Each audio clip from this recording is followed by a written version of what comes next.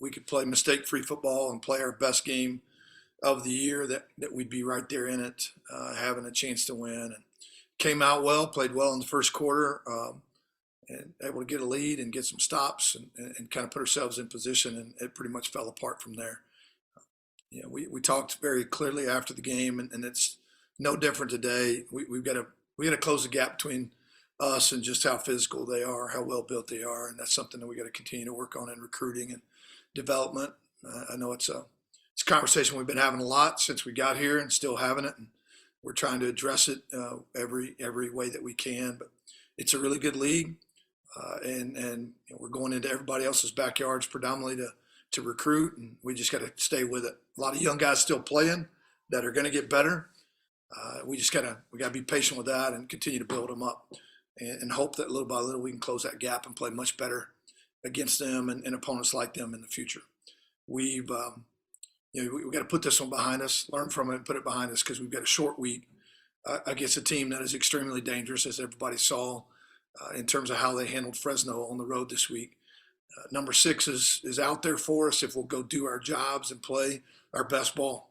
Eliminate the turnovers, play against the run better, handle the front better, and cover people up and give ourselves a chance to win and get to a bowl game. I would be super excited for this group if that's something that we can get done. It is within reach. It is something that we can do. We're going to have to earn it. And I think New Mexico is much better than their record indicates. They've always been difficult to move the ball against. And I think offensively they are way more organized and more explosive than they have been in years with Bryant Vincent running that offense. He's doing a great job. Their running back is as good as anybody's. Their O-line blocks well. So we're going to have to go earn it on the road. But our guys need to focus on what we can do, what we can control. We can't control the past. We can control how we handle this week's prep, how we play on Friday, and be excited about the opportunity. It would be great to me with the transition of a new defense coordinator in the offseason, and a week before spring ball, with 40 new players on the roster due to graduation and attrition and portal transfers and all the above, with how difficult the schedule has been this season.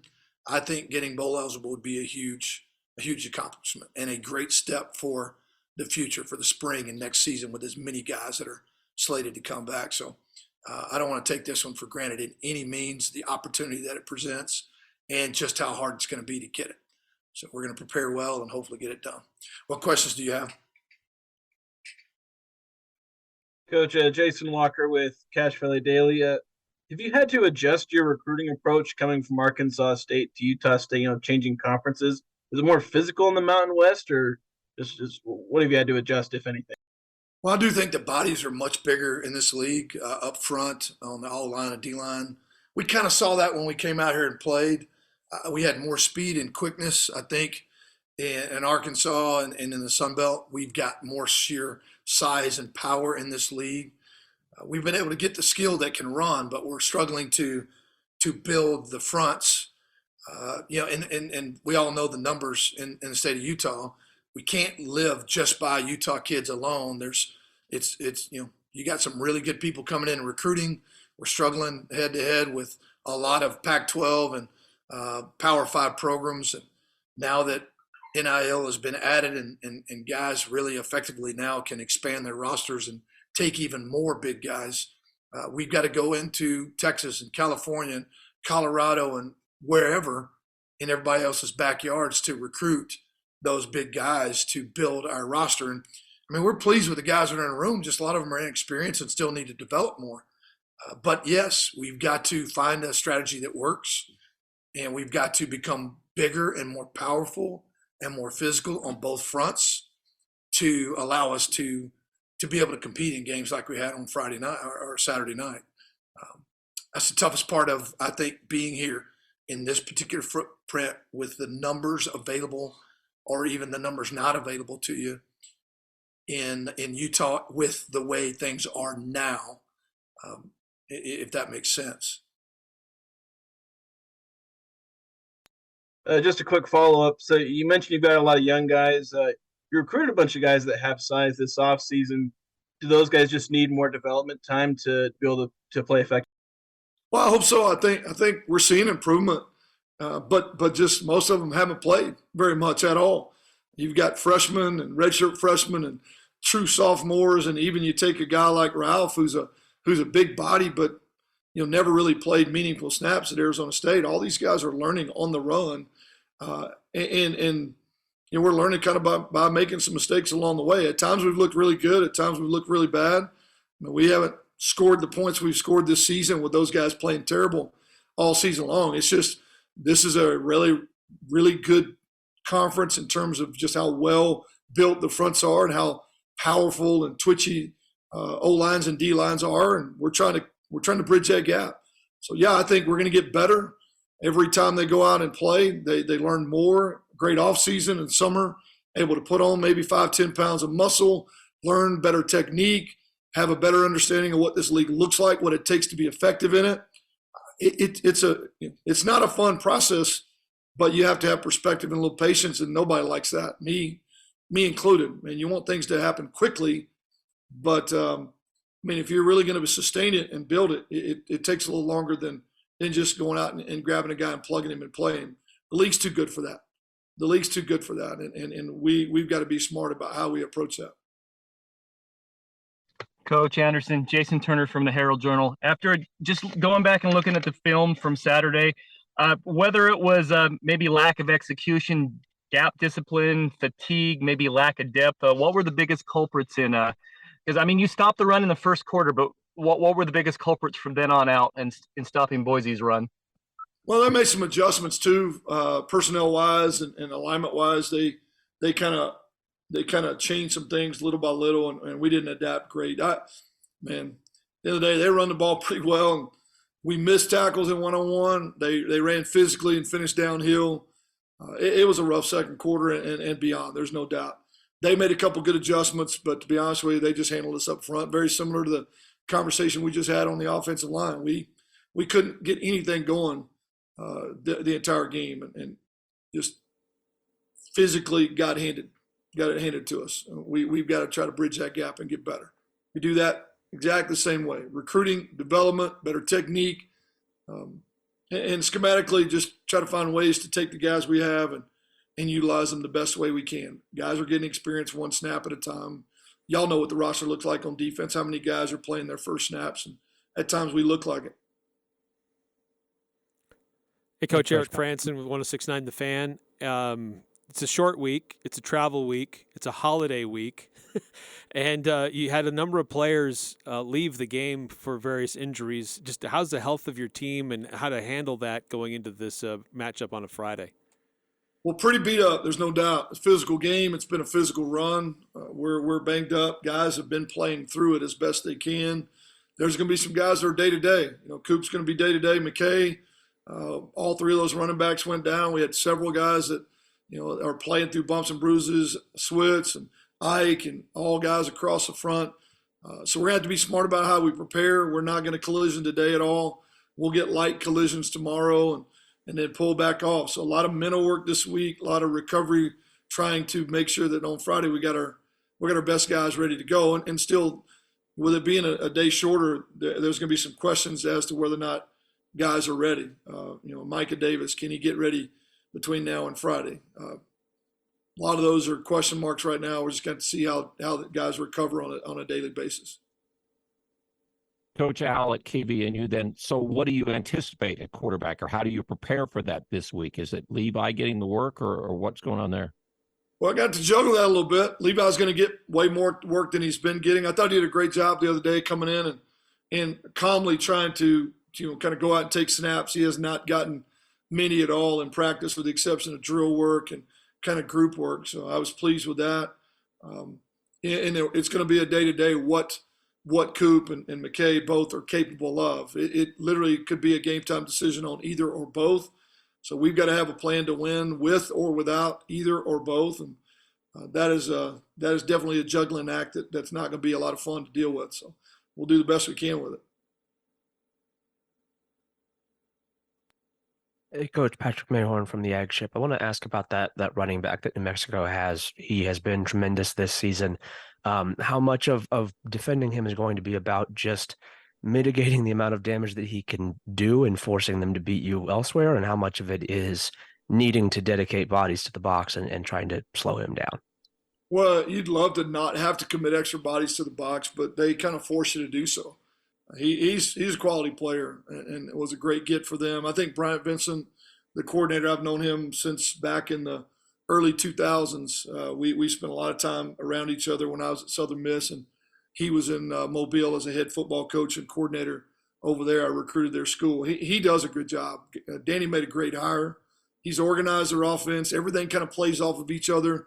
They've got a running back, as you can see, that clearly is talented, and they've added a couple key pieces at wideout. He brought a quarterback with him, and I think they got a kind of a nasty group of old linemen to kind of grind you up. So you're gonna, I would say that you'd love to be able to stop the run without committing extra hats to the box, so you're not as vulnerable in the back end.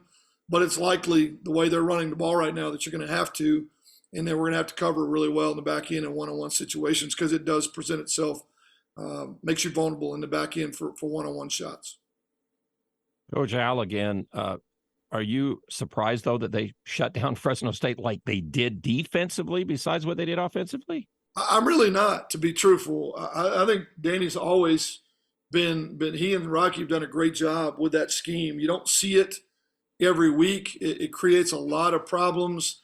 Now, at times you'll have somebody that kind of catches a beat on them and they'll give up a big number, but it's normally off of big explosive shots.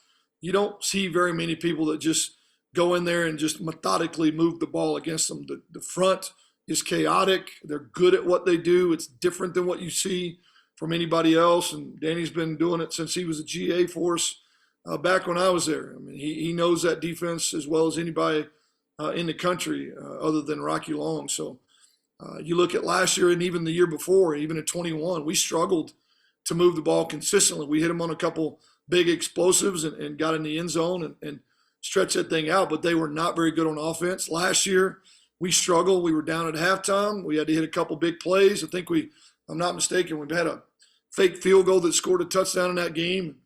They made it tough a year ago. So, no, it does not surprise me, especially, with the fact, Fresno was not playing at full strength with their best quarterback, and they can make a starter struggle, much less a guy that doesn't get all the snaps. It's going to be a tough matchup. They're really good at what they do defensively, and I think the offense has found a rhythm. We're going to have to go earn this sucker, and none of that surprises me what I saw from this past week. Coach Jason Walker again. You mentioned big plays, helping you win games, and that being a key against New Mexico. Will that be a big key for you in this one? Is having those explosives to break things open for you and give you a chance to win? Well, if you go back and look over 30 some odd years of doing this, the two things that stand out are explosive plays and turnovers. And we've said this before, and it's no different now. If you can win those two battles, you win games at a really, really high rate. Over the last 32 years of tracking it with our program and like programs of people I know, when you win those two battles, we've won 95+% of the games we've won both areas. And so, yeah, it's going to be huge. Now, that doesn't mean you got to throw the ball over the top. You can create explosive plays a lot of different ways, as can they. Their running back just ran the ball right at Fresno for huge chunks of yardage this week. We've seen our running backs do the same thing at times this year, just not consistently enough. So however we create them, it doesn't matter. We need to be explosive at least at a rate that's higher than what they're able to be, and we've got to protect the ball and create some turnovers. Those two columns are not going to be any different in this game than any other. Whoever wins those two is going to likely win the game, and we didn't do that this past week. We turned it over too much, and we weren't very explosive, and you see the result. Coach Anderson, Jason Turner again. I mean, I know they had to replace their top 7 leading tacklers from last season. They've had some injuries, but just looking at the stats, they've only forced 7 turnovers this season. Do you feel like that's maybe been the biggest stumbling block for their defense? I think just like a lot of us, plugging in a lot of new guys, and you see at times where they've gotten exposed with inexperienced guys in the back end, and yeah, you gotta turn the ball over as much as you possibly can. So the lack of turnovers, that's a little different than what we've seen from them in the past. They've always been really, really good in that area. So I think it's anytime you replace that many guys, you're going to see some growing pains. That's why they're playing better now than they were earlier in the year. Those guys have grown up a great deal. Coach Al, again, you've already mentioned him a couple of times, but I get Danny Gonzalez came out the week that you were doing your mental health thing and really made some comments about you on social media and all. I get the feeling this is more than just he's really close to you in a lot of ways. Can you talk a little bit about that? Yeah, Danny's one of my closest friends in the profession for sure, but really just in general. He was a GA for us when I was there at New Mexico and did a phenomenal job, and we became close and have been ever since. He's been one of those guys that always just seemed to reach out, always kind of knew what was going on in my life, and would put football aside and say, man, how can I care for you? How can I love on you? How can I help you? My son's birthday would have been November 7th, and one of the very first phone calls I got that morning was him. He said, hey, man, I know today's going to be tough. I love you. How can I pray for you? How can I help you? There's just very few people that are like that. He is one of those guys that even in the midst of a struggling season, he just thinks of others and has done an amazing job of being supportive of me and my family and some of the toughest times. As I understand, they're gonna honor Kaysen this weekend as well at the game, and I want to win, and he does too. But you can put all that stuff aside and think about how God puts great people in your path, and Danny Gonzalez and his family have definitely been that for me for quite a while. Then UNLV obviously has been the big turnaround in the league this year with what they've done. But wouldn't you say that New Mexico might be next as far as what they've done with their program and their building? And you got to give them some years to get it done. And it looks like they're getting it. Yeah, I hope so. I think the changes that he made staff-wise are already starting to pay dividends. As I said, Bryant's come in and organized what they're doing offensively, and they're just going to become more and more dangerous in what they're doing. You mentioned UNLV's done a great job. We knew they had really good personnel. The last couple of times we played them, you could tell they had some dudes that have got moving in the right direction, and Barry's done that and Coach Marion with that offense, that triple option RPO action style is super unique, and you can see how it's giving people fit. So I think at times, and most often, we're impatient and we want immediate changes and immediate results. And this is not a game that's forgiving in that sense. It's too good of a league. It takes time.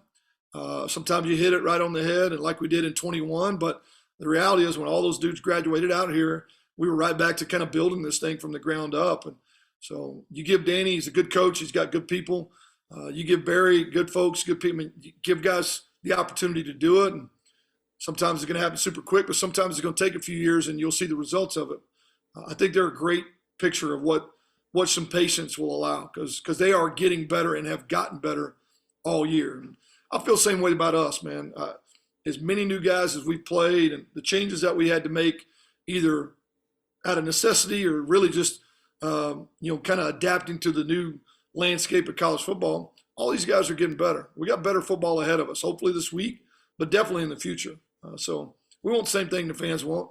We want to be competitive every week. We want to win championships. We want to go to bowl games. And sometimes it's not a quick and easy process. So I think patience is something that is really, really important, but is hard to find in our sport at this point, and really in any sport.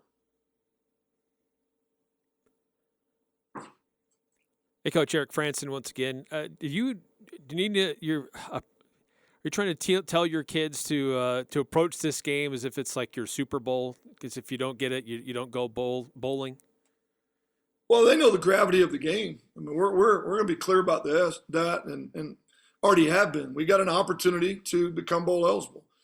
There's a lot of teams in the country that are already mathematically out of that and don't have that choice or option. So, man, be grateful that we've, even as ugly as it's been at times, we've clawed and scraped and figured out a way to be in that position. So go make the most of it. But you can't focus on the outcome. You got to focus on the process. Our process needs to be have a great week, prepare the right way, prepare to go down there and play with great energy and execution, and eliminate the mistakes that we just got through making Saturday night. So, I think there's a tremendous amount of gravity around this game and what it could provide and just the boost that it could give us. But if we focus on the outcome and not the process, then I think we'll we'll look back and wish we did not. I just don't think that is the right approach. So we're going to try to stay very narrow-minded, very laser-focused on doing the little things right. And we do that well on Friday, then it gives us a chance to win. Doesn't guarantee it, puts us in the game, puts us in a position to win.